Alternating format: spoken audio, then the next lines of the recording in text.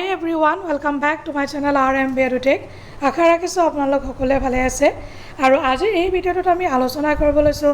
অসম লোকসেৱা আয়োগ Assam public service কমিশনৰ যেটো নেক্সট এক্সামিনেশন কেতিয়া হোৱাৰ সম্ভাৱনা আছে যেটো অলৰেডি মই আগৰ ভিডিঅ'টোত কৈছোঁ তাৰ আগতেও মই ভিডিঅ' দিছোঁ আমাৰ অসম চৰকাৰে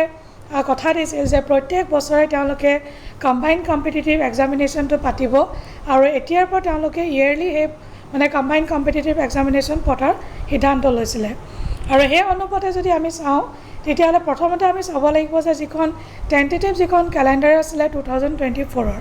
আগৰ ভিডিঅ'টোত মই কৈছিলোঁ একদম প্ৰায় এনালাইসিস কৰি দিছোঁ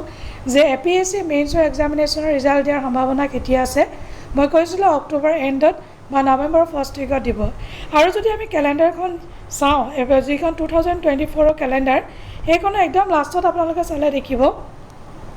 Personal A Combined Competitive Examinationer যেটো ইন্টাৰভিউ বা পাৰ্সোনালিটি টেষ্ট এক্সামিনেশন 2023 নৱেম্বৰ আৰু ডিসেম্বৰ দিছে যদি তেওঁলোকে অক্টোবৰ এণ্ডৰ ৰিজাল্ট দিয়ে বা ফাৰ্ষ্ট উইক অফ নৱেম্বৰ যদি দিয়ে নৱেম্বৰ শেষলৈকে যদি তেওঁ মানে শেষলৈকে ইন্টাৰভিউ পতাৰ সম্ভাৱনা আছে আৰু নৱেম্বৰ ডিসেম্বৰ এই দুটা মাহ যদি তেওঁলোকে ইন্টাৰভিউ পাতে 235টা ক্যান্ডিডেটৰ তেতিয়াহ'লে তেওঁলোকে জানুৱাৰীত নটিফিকেশন উলোৱাৰ সম্ভাৱনা 90% আছে জানুৱাৰীত নটিফিকেশন উলিয়াব তাৰ পাছত তেওঁলোকে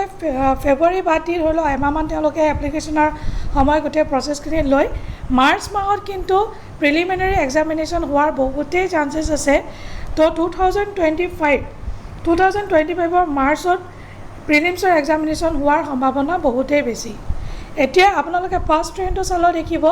মাৰ্চ মাহত প্ৰিলিমছৰ এক্সামিনেশন হৈ ধৰি লওক জুন জুলাই মাহত মেইনছৰ এক্সামিনেশন হয় দেন অক্টোবৰ নৱেম্বৰ ৰিজাল্ট দিয়ে মেইনছৰ নৱেম্বৰ ডিসেম্বৰ তেওঁলোকে ইন্টাৰভিউ পাতে সাইকেলটো তেনেকৈ ঘূৰি আছে তো সেই অনুপাতে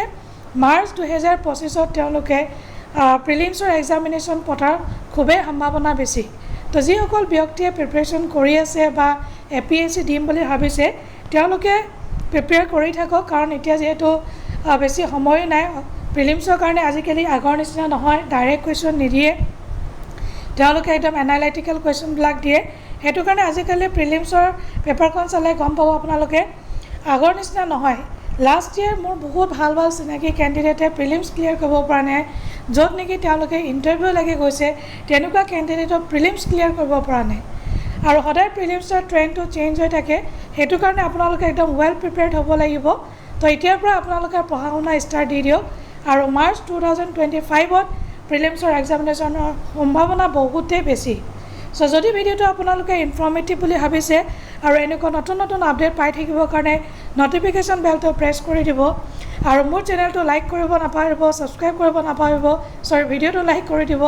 চেনেলটো সাবস্ক্ৰাইব কৰি দিব আৰু যিমান পাৰে সিমান শ্বেয়াৰ কৰি দিব thank you so much bye bye take care Jai Hind